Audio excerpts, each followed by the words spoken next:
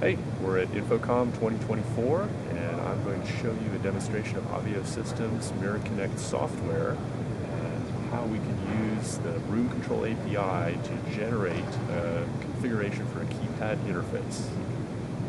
So in Mira Portal, we can add an API key for the room. An API key gives us authentication to the Room Control API.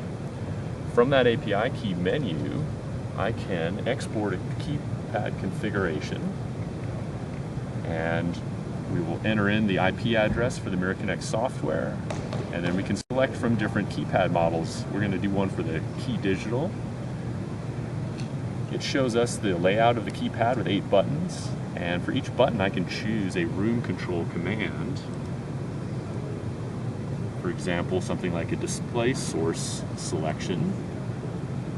And you can see that it populates automatically the names of the displays I have in my room. I've got one display in this room, the front display, and it'll show me all the sources for that display. In this case, there's a laptop, a Blu-ray, and a TV tuner.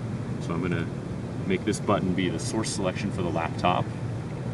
I can continue and add display sources for the other inputs on the display.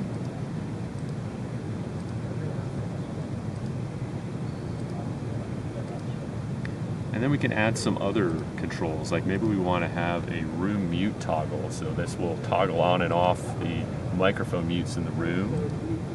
We could add some other commands like room volume increment, have that maybe go up a few notches.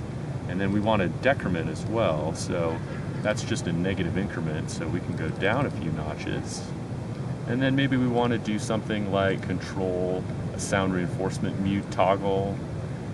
On our wireless mic, these also are read out of the Room Control API, so we know everything that's in the room. We're going to control the wireless mic in this case. And then maybe we want to complete this with a room power off, so that's down in our power selections here. So we'll do room power off. And the last step, once we've selected all the button configurations, is to export the keypad configuration. So this, for the KeyDigital, will download a file that we can then import into the KeyDigital web interface. So we'll select that file we generated. That will be read by the KeyDigital keypad web configuration. We have a final step to load the file we just imported onto the keypad.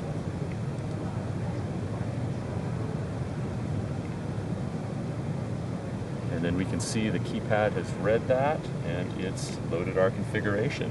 So now all of our buttons are on here. We have labels. The KeyDigital has some fixed label icons that can be added to it. And so now our functions are loaded on there. Our room mute toggle will toggle the LEDs on and off.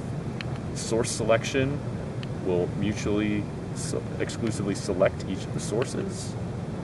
Volume increments and decrements. And then last, room power off.